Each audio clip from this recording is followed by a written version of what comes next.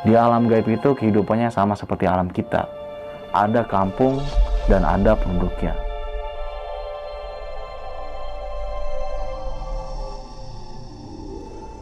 Temanmu ini habis dibawa makhluk lain ke alamnya.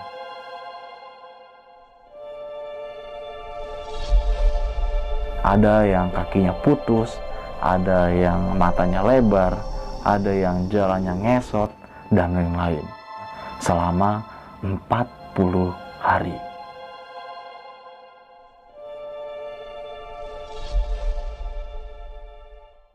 Assalamualaikum warahmatullahi wabarakatuh. Balik lagi dengan gue Indra di segmen cerita horor pendakian. Halo guys, gue mau memperkenalkan produk dari SG for Men Super Face Serum yang manfaatnya banyak banget nih, khususnya buat para cowok. Salah satunya untuk membantu mencerahkan, menyamarkan noda hitam, menutrisi dan merawat kulit wajah kalian agar tampak lebih muda yang pastinya. Karena gue ini orang yang suka banget berkegiatan di luar ruang seperti mendaki gunung, solo camping, dan lain-lain. Dan SG for Men Super Face Serum ini jadi solusi utama bagi gue pribadi. Karena produk ini diformulasikan dengan bahan super seperti asam amino, niacinamide, polustapato sebagai anti moluntan, dan juga unggul karena mudah menyerap, no added alkohol, dan fragrance, serta telah teruji klinis untuk semua jenis kulit wajah kalian nih guys. Cara pemakaiannya mudah banget. Yang pertama-tama yang pastinya lu buka dulu di bungkusannya. Oke, kita buka. Dan dalamnya seperti ini. Nah, teteskan secukupnya ke area wajah ya guys. Oke. Dan selanjutnya kita tepuk-tepuk ringan gitu ke muka.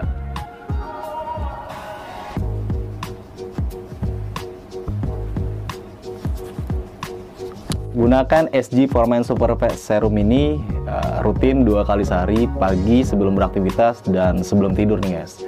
Cara mendapatkan produk dari SG for Men Super Face Serum ini gampang banget karena tersedia di Shopee, Tokopedia, dan Lazada. Jadi tunggu apa lagi? Untuk lebih detailnya bakal gue cantumin juga di kolom. Di cerita horor pendakian kali ini, gue akan membacakan suatu kisah dari pendaki yang melakukan solo hiking ke Gunung Semeru, dan pendaki tersebut tersesat selama 40 hari. Kebayangkan gimana rasanya 40 hari tersesat di Gunung Semeru seorang diri.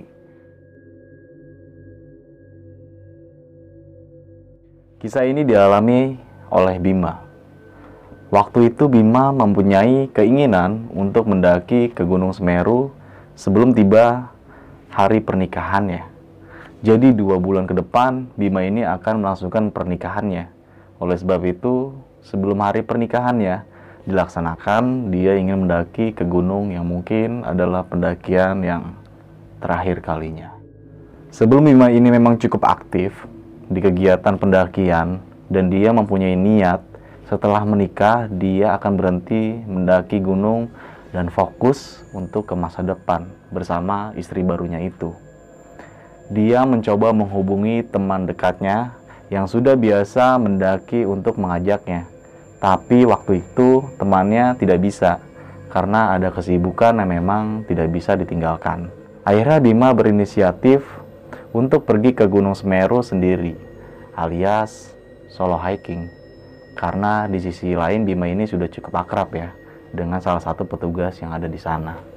Dan dia juga sudah pernah sekali mendaki ke sana bersama temannya yang diajak itu. Jadi nggak jadi masalah lah untuk dia melaksanakan solo hiking. Sebelum hari keberangkatan, Bima mengajak calon istrinya untuk bertemu di sebuah tempat dan bilang kalau dia akan pergi mendaki ke Gunung Semeru untuk yang ke terakhir kalinya. Dengan sedikit khawatir, calon istrinya ini mengizinkan dengan syarat Bima harus hati-hati dan pulang dengan keadaan yang selamat. Awalnya Bima ini berniat mengajak calon istrinya itu, tapi dia tidak mau. Karena memang calon istrinya Bima ini bukan tipe orang yang suka dengan kegiatan pendakian gunung. Karena memang sudah mendapatkan izin dari calon istrinya ini, Bima berniat untuk pergi mendaki di hari Minggu. Singkat cerita, tibalah di hari Minggu nih. Setelah sudah siap dengan peralatan yang Bima bawa, Bima menemui sang ibu untuk meminta izin. Sambil mencium tangannya, dan si Bima ini bilang ke ibunya, "Bu, Bima mau izin mendaki yang ke terakhir kalinya. Doain Bima ya Bu, biar selamat sampai rumah lagi. Jadi Bima ini setiap kali pergi mendaki dia selalu seperti itu. Dia selalu meminta izin pada ibunya dan memohon doa restu agar kembali pulang dengan selamat. Mengingat ini adalah pendakian terakhir kalinya, Bima sengaja tidak membawa kendaraan sendiri nih. Dia pergi dengan menaiki kendaraan umum. Setelah menempuh sekitar perjalanan 1,5 jam, akhirnya sampailah Bima ini di daerah Tumpang. Sampai di sana, Bima menyewa mobil hardtop untuk mengantarkannya ke desa terakhir, yaitu desa Ranupane. Bima menghubungi teman-temannya itu atau kenalannya yang sudah akrab sebelumnya. Dan kebetulan temannya bertugas di pos pendaftaran. Bima langsung menuju ke pos pendaftaran tersebut dan ketemulah temannya di sana. Di pos pendaftaran itu dia disambut oleh beberapa teman lamanya dan terjadilah percakapan seperti ini. "Halo Bima, apa kabar? Lama juga nih kita gak ketemu." Dan Bima pun menjawab, "Iya nih, lagi banyak urusan gue. Oh ya, bulan Oktober gue mau nikah. Datang ya kalian semua." Jawablah Bima kepada teman-temannya itu sembari mengasih informasi bahwasanya di bulan Oktober nanti dia akan melaksanakan pernikahan. Karena memang mereka ini sudah cukup lama tidak ketemu, di situ mereka ngobrol-ngobrol sambil ngopi di pos tersebut. Setelah cukup lama ngobrol, temannya Bima ini menanyakan dia mau naik kapan. Dan Bima bilang, kemungkinan siang ini gua mulai start pendakian. Siang itu tidak terlihat banyak pendaki lain. Karena memang di tahun 2012 bisa dibilang pendaki gunung itu masih sangat minim atau jarang ya. Sebelum memulai perjalanan, si Bima juga sempat bertanya pada temannya, "Banyak gak yang mendaki hari ini?" Dan temannya pun bilang, "Hari ini cuma sedikit Bim, tapi kalau kemarin banyak, dan kebanyakan belum turun juga." Ucap temannya Bima seperti itu. Besar kemungkinan mungkin Bima masih bertemu pendaki lain lah di pendakian tersebut, karena memang ada beberapa pendaki yang belum turun. Setelah izin diberikan, Bima akhirnya pamit sama temannya tersebut untuk memulai pendakian. Nah, di awal perjalanan masih belum ada yang aneh. Bima berjalan seorang diri tanpa bertemu dengan pendaki lain. Hingga akhirnya dia sampai di Danau Ranukumbolo sekitar jam 12 siang. Sesampainya di Danau Ranukumbolo, Bima langsung jalan menuju ke area camp yang letaknya ada di ujung seberang Danau Ranukumbolo ini. Sampai di situ, terlihat cukup banyak pendaki lain yang sedang camp. Bima kemudian mengeluarkanlah alat-alat masaknya, yang pastinya untuk memasak makanan, karena sampai di Ranukumbolo dia sudah mulai terasa lapar. Setelah selesai masak dan makan siang, dia santai-santai dulu di Ranukumbolo sambil menghabiskan rokok 1 batang. Dia juga sempat berjalan keliling tenda pendaki lain untuk menyapanya.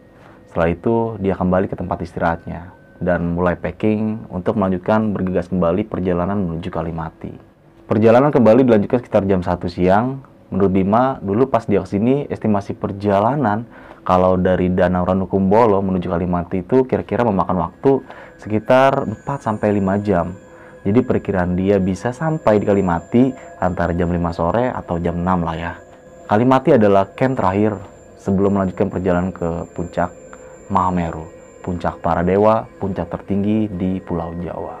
Setelah berjalan melewati tanjakan legendaris atau yang biasa kita kenal dan kita dengar, yaitu tanjakan cinta, Bima ini takjub dengan pemandangan yang disuguhkan pada saat itu.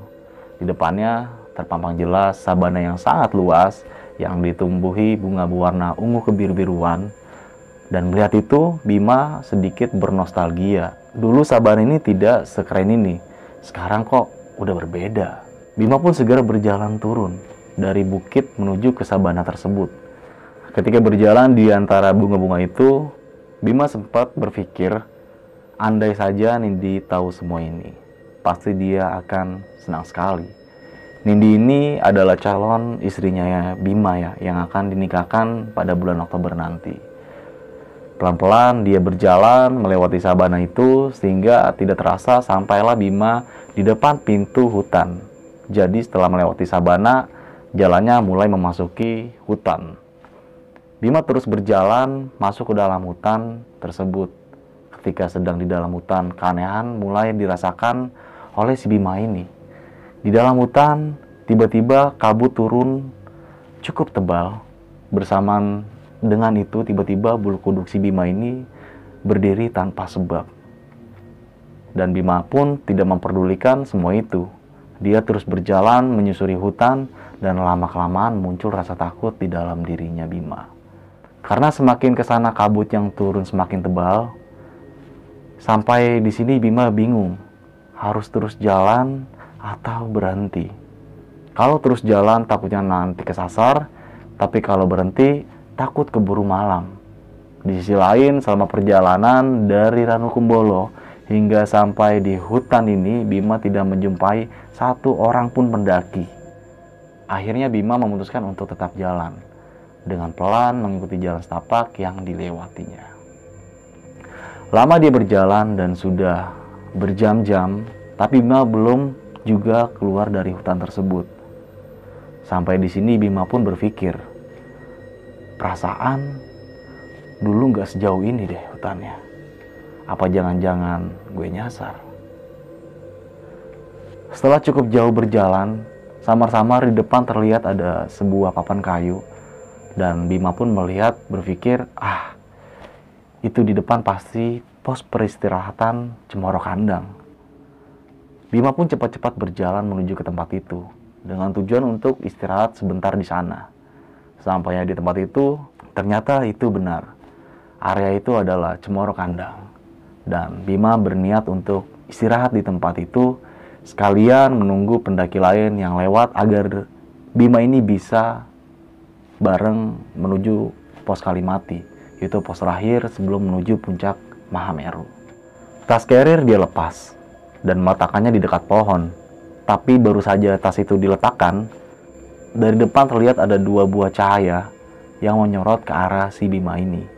Karena waktu itu cukup berkabut, Bima mikirnya mungkin itu senter dari pendaki lain.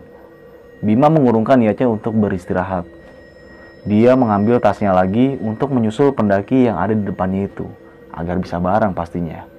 Tapi semakin Bima mendekati cahaya itu pun mulai semakin menjauh. Karena mengiranya itu adalah senter dari pendaki lain, Bima pun berteriak, "Mas, tungguin saya mau bareng." Tapi tidak ada jawaban dari pendaki itu. Akhirnya, Bima pun mempercepat jalannya hingga sedikit lari untuk mengejar pendaki tersebut. Hingga akhirnya Bima kelelahan dan tidak sanggup mengejar pendaki tersebut. Di sini Bima terduduk lelah di sebidang tanah sambil dia berpikir, dua orang itu kok jalannya cepet banget ya. Dalam hati seperti itu. Sambil duduk, dia mengeluarkan logistik di dalam tasnya untuk dimakan yang pastinya. Terlihat jam di HP sudah menunjukkan jam 5 sore dan suasananya masih seperti tadi, cukup berkabut dan sedikit terang. Karena tidak ingin kemalaman, di jalur Bima lekas melanjutkan perjalanan agar segera sampai di pos Kalimati. Dia pun kembali berjalan menyusuri jalan setapak, tapi sudah cukup jauh berjalan, Bima pun juga tidak keluar dari hutan itu. Malahan, jalur setapak yang dilewatinya ini semakin ke sana semakin sempit dan rimbun. Sampai di sini Bima berhenti sebentar untuk melihat jam di HP-nya lagi. Ternyata jam masih menunjukkan jam 5 sore. Melihat itu, Bima tersentak karena seingat Bima, terakhir kali dia melihat jam itu jam 5 sore. Tapi setelah cukup lama berjalan, waktu masih sama saja menunjukkan jam 5 sore. Apa jangan-jangan jam di HP gue ini rusak? Tapi nggak mungkin, masa iya jam di HP bisa rusak? Kan aneh. Dan Bima berpikir seperti itu dalam hatinya. Sampai di sini Bima pun mulai merasa ada yang tidak beres dengan tempat ini. Lalu dia memutuskan untuk berputar balik menuju ke tempat Cemoro Kandang. Tempat sebelumnya dia mencoba untuk istirahat tapi tidak jadi. Dia sudah merasa berjalan cukup lama tapi juga tidak sampai nih ke tempat Cemoro Kandang tersebut. Jam di HP-nya pun masih menunjukkan jam 5 sore, tidak lebih sedikit pun. Bima benar-benar tidak tahu apa yang sedang terjadi. Dia memutuskan untuk menaruh tasnya dan berteriak sekencang-kencangnya untuk meminta tolong. Tapi, tidak ada satupun orang yang membalas teriakan Bima, bahkan menolongnya. Karena sudah tidak tahu apa yang harus Bima lakukan pada saat itu. terduduk lemas sambil terus memandangi jam di HP-nya yang masih menunjukkan jam 5 sore dan tidak menunjukkan pergerakan sama sekali. Yang terlihat hanyalah hutan yang diselimuti kabut tipis tanpa ada tanda-tanda kehidupan. Sepi, tenang, tidak ada terdengar suara apapun, bahkan angin pun tidak terasa berhembus. Sambil merokok, Bima berpikir bagaimana melanjutkan perjalanannya ini. Dia benar-benar tidak tahu harus bagaimana lagi. Hingga akhirnya Bima ini memutuskan untuk lanjut berjalan dengan tujuan yang sama dan berharap siapa tahu nanti di perjalanan nanti bisa bersimpangan dengan pendaki lain. Tidak lama kemudian terdengar ada suara seperti suara orang yang sedang berjalan. Mendengar itu Bima langsung melihat ke berbagai arah untuk mencari sumber suara tersebut. Lalu dari sela-sela kabut terlihat ada seorang yang sedang berjalan ke arahnya. Melihat itu Bima langsung berdiri dari duduknya ini untuk menanti kedatangan orang itu. Perlahan orang itu mendekat ke arahnya. Setelah dekat, tampak jelas itu adalah laki-laki parubaya, mengenakan tudung tani dan menggendong keranjang. Sepertinya bapak ini habis dari ladang. Belum sampai Bima menyapa, orang itu bilang dengan menggunakan bahasa Jawa. Dan di sini gue jelaskan secara bahasa Indonesia aja ya. Kurang lebihnya seperti ini. Kamu ini siapa? Cari apa di sini? Bima pun menjawab, saya mau ke puncak Semeru, Pak. Tapi belum juga sampai. Orang itu memperhatikan Bima dari ujung kaki sampai ujung rambut. Sepertinya ada yang aneh dengan Bima. Setelah memperhatikan itu, bapak ini pun bilang, ya udah, ayo ikut saya aja. Bima segera mengambil tasnya dan ikut berjalan bersama bapak itu. Sambil berjalan, Bima pun bertanya kembali, bapak ini habis dari mana? Bapak itu menjawab, habis jungok sawah. Dan Bima pun bilang kembali, sawahnya ini di sebelah mana, Pak?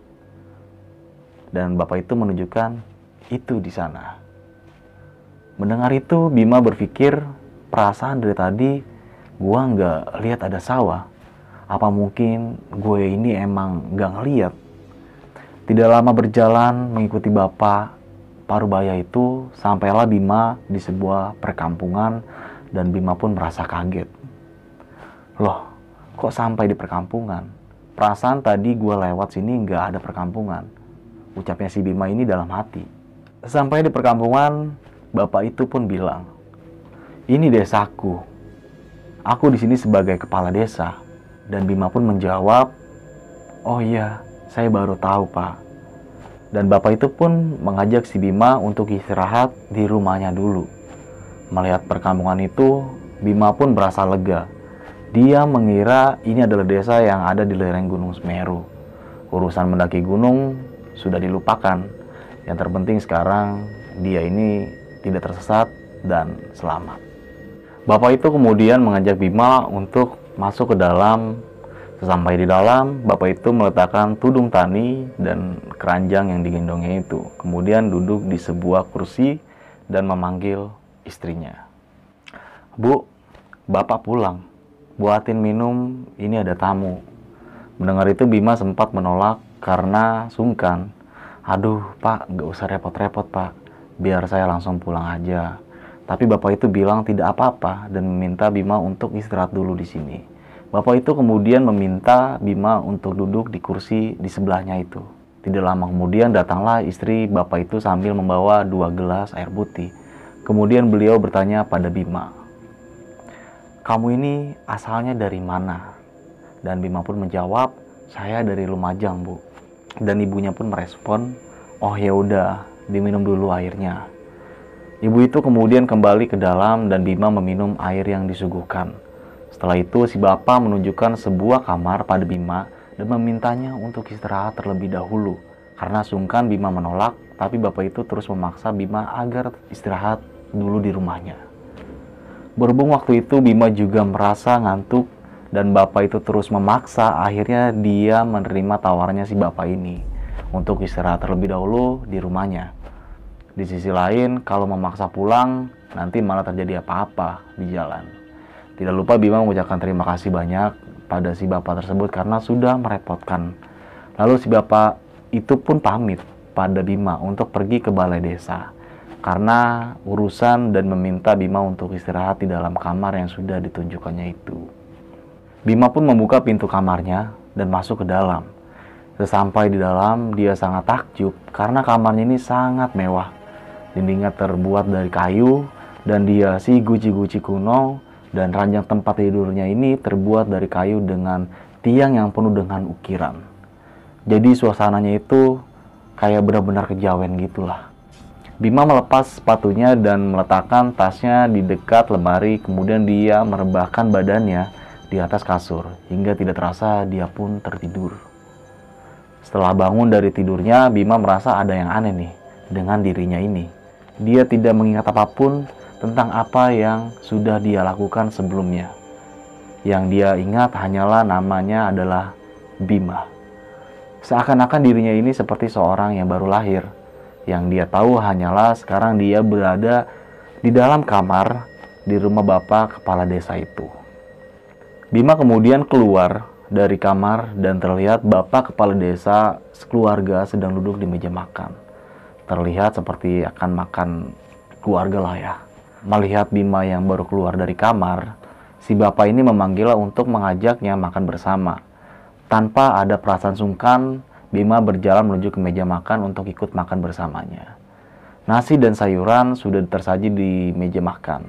Di meja makan itu terlihat ada si bapak berserta istrinya dan satu anak gadisnya yang berparas sangat cantik, berkulit putih, bibirnya merah alami, bola matanya coklat dan rambutnya panjang sepunggung. Gaun hijau yang dipakainya menambah kecantikan alami gadis itu. Sambil makan, seringkali Bima melirik ke arah anak gadis si bapak parubaya itu. Setelah selesai makan, si bapak ini memperkenalkan anak gadisnya itu kepada si Bima, sekaligus bertanya namanya si Bima ini. Kurang lebih percakapannya seperti ini. Ini anak gadisku, namanya Pusparini. Kamu namanya siapa? Bima pun menjawab, nama saya Bima, Pak. Dan bapak itu pun merespon kembali, ya sudah, habis ini ikut bapak ke sawah ya, bantu bapak bercocok tanam. Dan Bima pun menjawab, iya Pak, bapak sendiri namanya siapa? Dan bapak itu pun kembali menjawab pertanyaan si Bima. Panggil saja aku bapak kepala desa. Bima pun mengiyakan ajakan si bapak ini untuk ikut pergi ke ladang setelah makan itu selesai. Sesampai di ladang, terlihat si bapak ini sedang menanam sayuran, ada bayam, buncis, kacang panjang, kangkung, dan berbagai jenis sayuran lainnya. Pantas saja, tadi pas makan launya sayur semua, pikirnya Bima seperti itu. Setelah selesai dengan semua itu, mereka pun kembali pulang.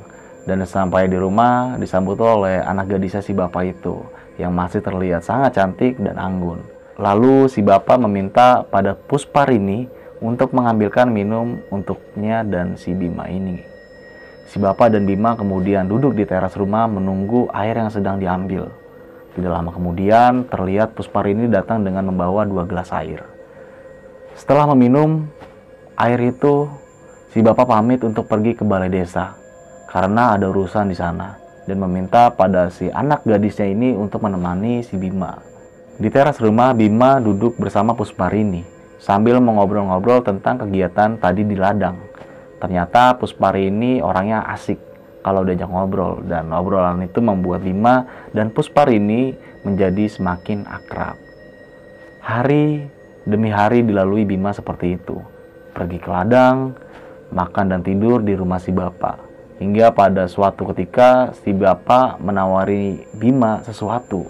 Nak, kamu kan udah lama tinggal di sini. Bapak ingin menikahkan kamu dengan Pusparini. Kalau mau, sawah yang sangat luas itu buat kamu. Kamu olah untuk bekal hidupmu dengan Pusparini. Tapi dengan syarat, kamu harus tinggal di sini selamanya. Mendengar itu Bima tersentak dan tidak tahu kenapa spontan dia berucap, waduh Pak, maaf. Kalau untuk semua itu saya tidak pantas. Kalau dipikir secara logika, mustahil Bima menolak tawaran dari si bapak itu. Sekarang yang kalian pikir, kurang apa coba? mau dinikahkan dengan anak gadis yang sangat cantik, dikasih sawah yang sangat luas, dan otomatis dia juga akan menggantikan si bapak untuk jadi kepala desa di kampungnya itu nantinya. Harta, tahta, dan wanita itu sudah di depan mata, tapi Bima malah menolaknya. Mungkin waktu itu Bima masih disayang sama Sang Maha Pencipta, hingga kata-kata itu bisa terucap dengan sendirinya. Setelah menolak tawaran itu, si bapak bilang lagi, "Jangan buru-buru, bapak juga tidak memaksa. Dipikir pelan-pelan, siapa tahu nanti kamu berubah pikiran." Si bapak ini memberi Bima waktu untuk memikirkan tawarannya itu. Beberapa hari dia diberi banyak waktu oleh si bapak ini untuk berduaan dengan anak gadisnya, si Pusparini, agar bisa lebih mengenal lebih jauh dan dekat dan mungkin semakin akrab. Pada suatu hari, Pusparini mengajak Bima keluar rumah untuk jalan-jalan keliling kampung, dan Bima pun mau. Di sisi lain, selama Bima berada di rumahnya si bapak kepala desa itu, dia ini belum pernah keluar rumah.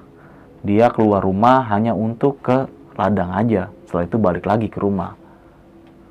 Pergilah mereka keluar dan berjalan menyusuri kampung.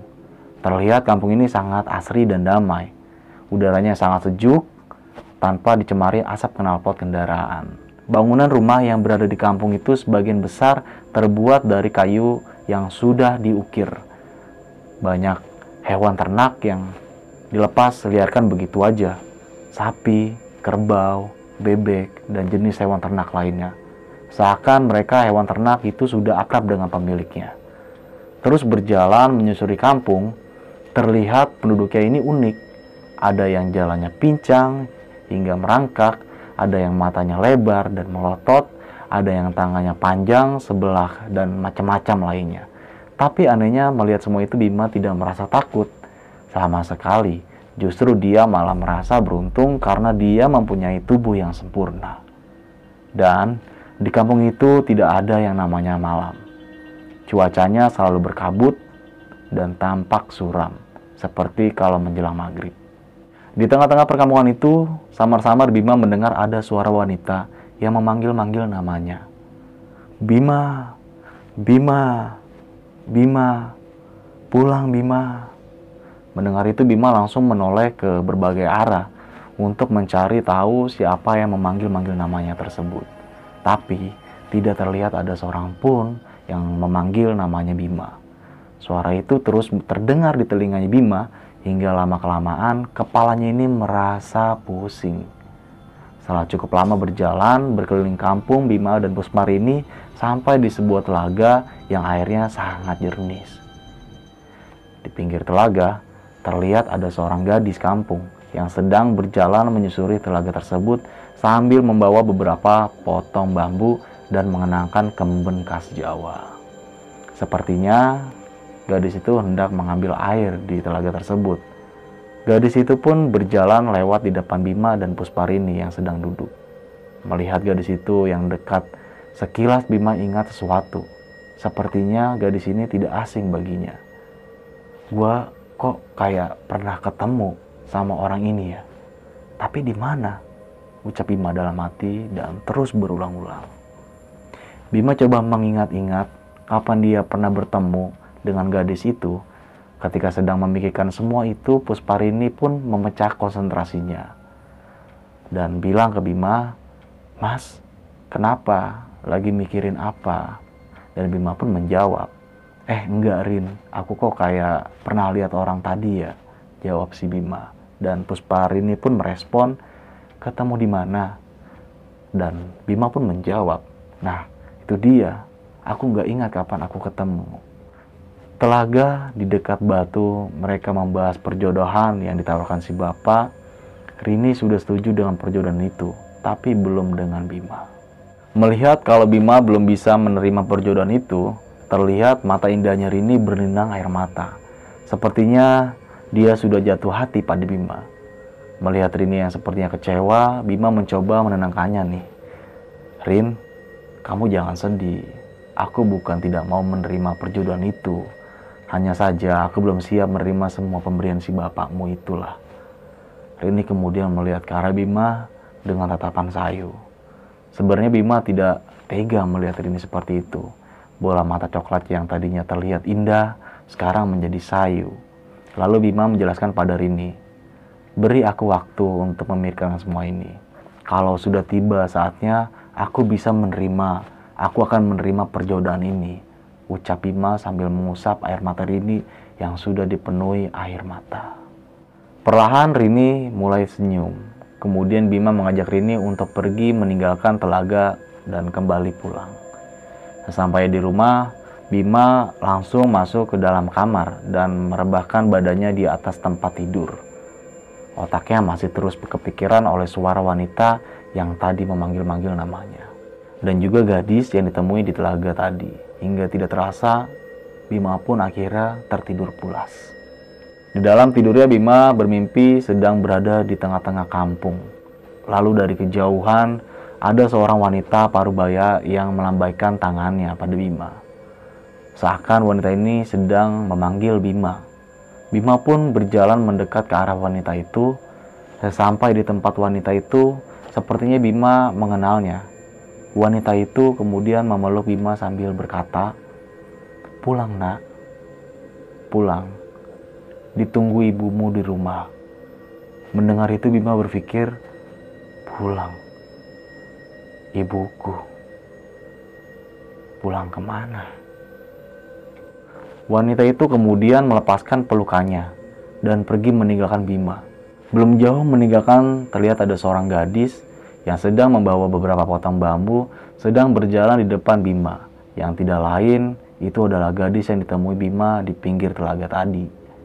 Wanita itu melemparkan senyum pada Bima dan lagi-lagi wanita itu mengingatkan Bima pada seorang yang pernah dia kenal. Wanita itu berlalu meninggalkan Bima. Di saat yang bersamaan Bima merasa pusing memikirkan kejadian ini. Di dalam kepalanya timbul pertanyaan. Siapa orang yang memelukku tadi? Dan siapa gadis yang melemparkan senyum kepadaku tadi? Ketika sedang bingung memikirkan semua itu, Bima bangun dari tidurnya. Dan bangunnya Bima itu masih dengan keadaan pusing di kepalanya. Masih dalam kondisi berbaring di tempat, Bima melihat ke arah sebelah lemari yang di situ terdapat tas carrier dan sepatunya. Dan seketika itu juga Bima ingat kalau dia pernah diajak bapak-bapak untuk mampir ke rumahnya ini. Rumah yang ditinggalkan Bima sekarang ini. Mengingat semua itu, Bima lekas bangkit dari tidurnya dan keluar kamar untuk menemui si bapak. Tapi saat itu rumah terlihat sangat sepi. Sepertinya orang-orang sedang keluar. Lalu terlihatlah Rini datang sambil membawa piring yang berisi makanan. "Mas Bima, udah bangun. Ayo mas, makan dulu," ucaplah Rini kepada Bima seperti itu sambil menaruh makannya di atas meja. Bima pun menghampiri Rini dan mereka pun makan bersama. Sambil makan Bima bertanya kepada si Rini, "Sepi banget. Bapak dan ibu kemana, Rin?" "Bapak sedang ke balai desa, kalau ibu sedang ke ladang," jawab si Rini seperti itu. Setelah makan, terlihat bapak baru pulang dari balai desa dan ikut duduk di meja makan. Lalu si bapak bilang, "Gimana nak, udah dipikirkan tawaran bapak?" Bima terdiam sejenak. Lalu dia menjawab, "Maaf pak, saya sudah punya calon. 2 bulan lagi saya akan menikah." Si bapak kemudian memegang pundaknya Bima sambil berucap, "Ya udah, gak apa-apa. Kalau itu sudah jadi keputusanmu, bapak tidak bisa memaksa." Setelah kata-kata itu terucap, terlihat Rini memasang raut wajah yang sedih. Sepertinya dia sedang menangis. Kemudian si bapak bertanya lagi kepada Bima, "Kalau begitu sekarang apa yang kamu inginkan?" Dan Bima pun menjawab, "Saya ingin pulang pak. Saya sudah lama di sini. Nanti ibu saya nyariin." Dan si bapak ini pun lanjut berkata, "Ya udah, habis ini biar ditujukan Pusparini jalan pulang." Si bapak kemudian meminta pada Pusparini untuk mengantarkan Bima menuju jalan pulang. Bima kembali masuk ke dalam kamar untuk mengambil tas carrier-nya dan sepatu gunungnya. Setelah itu dia pamit kepada si bapak, istrinya, dan keluarganya termasuk nanti kepada si Pusparini. Setelah berpamitan, Rini mengajaknya untuk pergi ke sebuah tempat menuju jalan pulang. Di perjalanan menuju ke tempat tersebut, terlihat Rini sangat berbeda dengan sebelumnya. Dia tampak murung, sepertinya dia sangat sedih. Tidak lama berjalan sampailah mereka di sebuah tempat yang di situ terdapat sebuah gapura. Mereka berhenti tepat di depan gapura tersebut. Terlihat wajah Rini sudah dipenuhi oleh air mata. Sepertinya dia enggan melepas kepergiannya si Bima ini. Dengan keadaan yang seperti itu, Rini memberitahu pada Bima. Setelah melewati gapura ini, Mas Bima bisa kembali dan bisa pulang. Ucap Rini sambil menahan kesedihannya. Ya udah, aku pulang dulu. Terima kasih sudah mengantarkan sampai di sini. Ucap Bima sambil memegang pundaknya si Rini ini. Bima kemudian berjalan mendekati gapura itu. Sebelum akan masuk melewati gapura, dia melihat Rini sedang melambaikan tangannya sebagai tanda perpisahan, dan Bima pun melambaikan tangannya juga ke Rini. Mungkin berat bagi Rini untuk melepas kepergian Bima, tapi mau bagaimana lagi, Bima punya kehidupan sendiri. Jadi mau tidak mau dia harus pergi untuk pulang. Setelah melewati gapura itu, Bima menengok kembali ke belakang untuk melihat Rini yang terakhir kalinya. Tapi seketika itu gapura yang tadi dilewati beserta Rini yang sedang berdiri hilang begitu saja. Yang terlihat hanyalah hutan pinus yang cukup lebat. Melihat gapura itu yang tiba-tiba hilang, Bima menjadi bingung. Setelah ini dia harus kemana? Dia pun terus berjalan menapaki jalur setapak yang ada hingga akhirnya dia menjumpai sebuah papan kayu. Anehnya, jalannya Bima ini seperti ada yang menuntun dengan sendirinya. Kakinya ini terus berjalan tanpa dia tahu akan kemana. Tanpa berhenti dan tanpa merasa lelah, setelah lama berjalan di depan, terlihat ada sebuah perkampungan dan kakinya ini dengan sendirinya melangkahkan ke arah perkampungan tersebut. Ketika akan sampai di perkampungan itu, terlihat ada beberapa orang yang sedang mengerumuni sebuah bangunan. Hingga akhirnya Bima kenal dengan salah satu orang yang ada di situ. Sebut saja dia adalah Fandi, temannya Bima waktu itu. Dan Fandi ini pun bertanya kepada Bima, udah turun bro? Mau langsung pulang apa istirahat dulu? Iya nih, kayaknya gue langsung pulang aja deh, jawab si Bima kepada si Fandi. Ya udah kalau gitu hati-hati di jalan ya, ucaplah si Fandi. Tapi gue nggak tahu jalan pulang, jawablah si Bima. Meskipun mengenal Fandi, tapi Bima tidak tahu arah jalan pulang. Bahkan dia juga tidak tahu sekarang dia ini ada di mana. Bisa dibilang waktu itu Bima seperti orang linglung yang ada di dalam pikirannya hanya kampung yang dia tempati sebelumnya, termasuk si bapak dan anak gadisnya itu. Awal Bima melihat perkampungan ini, dia menganggap kalau ini adalah perkampungan yang sebelumnya ditempati tadi. Ternyata bukan. Melihat Bima dalam keadaan seperti itu, Fandi sudah mengira kalau Bima ini sedang dalam kondisi yang tidak stabil atau dalam kondisi yang tidak baik-baik saja. Kemudian si Fandi ini mengajak Bima ke salah satu rumah warga yang Fandi kenal oleh pemilik rumahnya lah. Sampainya di rumah tersebut, Fandi menanyakan apa yang sedang terjadi pada Bima hingga dia jadi seperti ini. Orang yang ditemuinya itu sudah cukup tua. Lalu terdengar si pemilik rumah itu berkata, temanmu ini habis dibawa makhluk lain ke alamnya selama 40 hari. Tapi dia beruntung karena masih dikembalikan. Itulah sebabnya dia sekarang jadi seperti ini. Mendengar itu Fandi benar-benar kaget. Lalu terdengar Fandi bertanya pada orang itu, bagaimana agar bisa Bima kembali normal pak? Menurut orang itu, dia harus pulang ke rumahnya dan bertemu dengan orang tuanya. Karena dengan itu, dengan sendirinya nanti dia akan ingat dengan dunianya sendiri. Di rumah itu Bima masih terus diam tanpa bicara satu kata pun. Dia hanya bisa mendengar percakapan antara Fandi dan pemilik rumah itu. Lalu terdengar lagi si pemilik rumah itu meminta pada Fandi untuk mengantarkannya Bima pulang ke rumahnya. Karena kalau harus pulang sendiri, dia pun tidak tahu akan bisa sampai rumahnya dengan selamat atau tidak. Akhirnya Fandi ini berinisiatif untuk mengantarkan Bima pulang. Dan Bima pun hanya menurut kemanapun Fandi mengajaknya.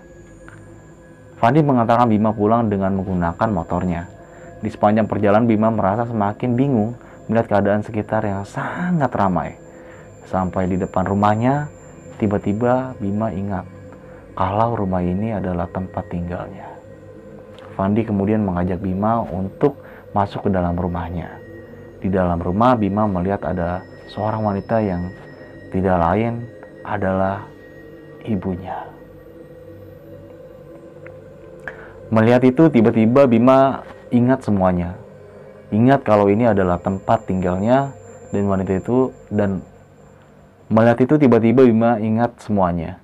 Ingat kalau ini adalah tempat tinggalnya dan wanita itu adalah ibunya. Bima langsung lari merangkul sang ibu sambil menangis. Melihat Bima yang tiba-tiba seperti itu, sang ibu bingung. Lalu dia bertanya pada Fandi apa yang sebelumnya terjadi pada Bima. Tapi Fandi tidak mengatakan yang sejujurnya pada ibunya, kalau Bima habis dibawa makhluk lain ke alamnya. Di sisi lain, Fandi juga tidak tahu persis kejadiannya seperti apa. Melihat keadaan Bima yang sepertinya sudah normal, Fandi pamit pada Bima dan ibunya. Bima mengucapkan banyak terima kasih kepada Fandi karena sudah mau mengantarkannya pulang. Di rumah Bima menceritakan tentang apa yang dia alami di gunung itu pada ibunya. Mendengar cerita dari Bima, sang ibu pun terlihat sangat kaget. Tahu nggak, ternyata wanita Parubaya yang waktu itu melambaikan tangan dan memeluk Bima itu adalah gambaran dari ibunya Bima yang terus mendoakan anaknya selamat sampai kembali pulang ke rumah. Pantas saja waktu itu Bima merasa seperti kenal dengan wanita itu, dan seorang gadis yang membawa potongan bambu di telaga waktu itu adalah gambaran dari Nindi, calon istrinya, yang mungkin dia juga turut mendoakan Bima agar selamat sampai kembali pulang ke rumah.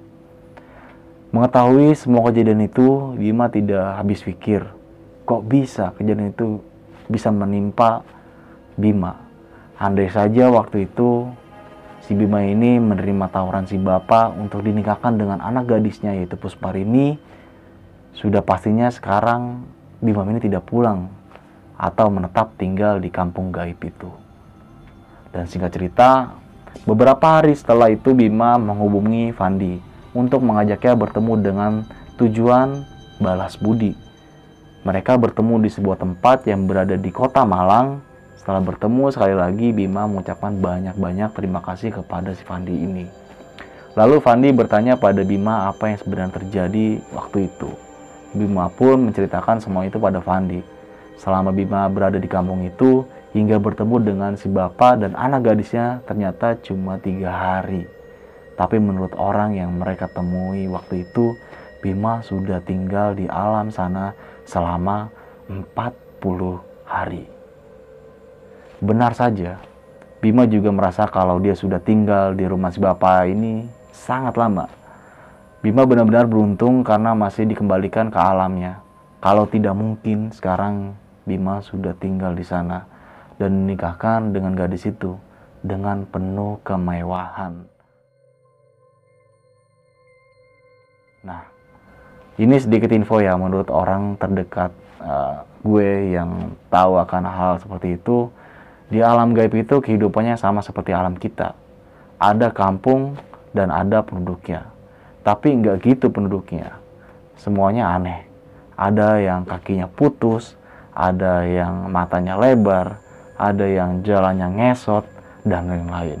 Persis dengan apa yang sudah gue ceritakan tadi yang dialami Bima. Nah, selama berada di kampung, ingatan Bima ini dihilangkan oleh mereka. Jadi dia tidak bisa mengingat alamnya sendiri. Dan yang dia tahu hanyalah alam mereka. Kalaupun bisa kembali ke alamnya sendiri, dia ini akan tampak seperti orang linglung. Karena di dalam pikirannya masih di alam yang sama. Sekian cerita pendakian horor kali ini. Semoga teman-teman semua yang mendengar cerita ini sampai habis bisa terhibur, bisa mengambil sisi positifnya. Dan sebagai penutup akhir cerita, gue mengingatkan kembali bagi teman-teman semua bahwasanya setiap kita mau ingin melakukan pendakian gunung, alangkah baiknya kita persiapkan sematang mungkin. Berpikir terus positif dan jangan lupa izin dengan orang tua. Mungkin itu aja kisah dari Bima yang tersesat 40 hari di Gunung Semeru. Saksikan cerita pendakian horor berikutnya. Wassalamualaikum warahmatullahi wabarakatuh.